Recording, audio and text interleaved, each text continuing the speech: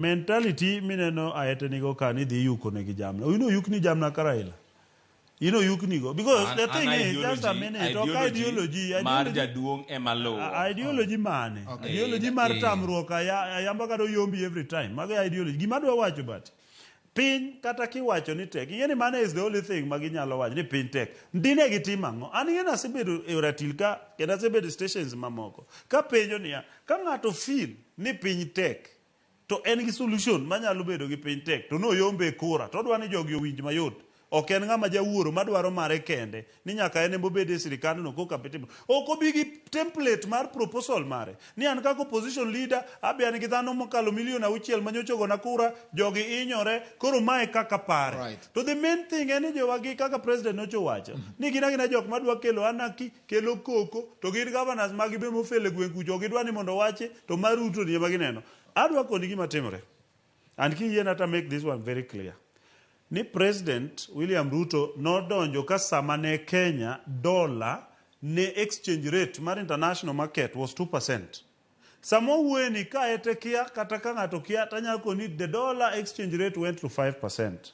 It went to 5% nikech lweny mar Ukraine, not the 5%. Some of the Tamala Beach or interfere gi gowi ma serikal nigo or interfere gi economic standards ma Kenya and other countries. Kineno government to government deals. I mean you can say bring in government to government deal. The government to government deal fell short of the requirement ma jo Kenya ne nigo.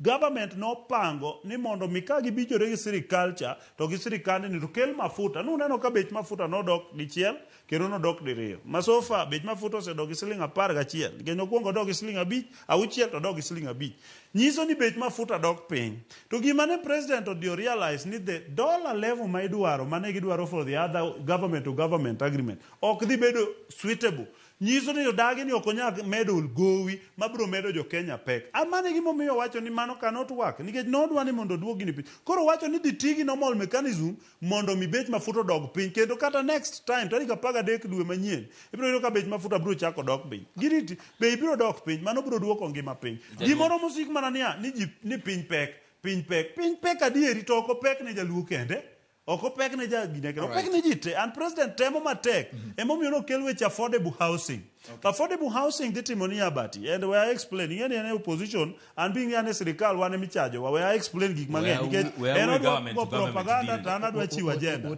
adwa chiwo point ma jo piny winjo winji gima sirikal timo affordable housing ditimo gik mokariyo number 1 affordable housing diduoko lero kata demand mar udi piny samoger kaka maneno setim Nakurucha samoduok demand mar udi piny odhi timo gik mokariyo number 1 odhi reduce pressure manyiso ni bech udi dhi dok piny bas odhi reduce gimiluongo ni cost of living nikech samoduok ni amount of rent bech mi spend per month dok piny mano is the main thing all right Jadwong, we monda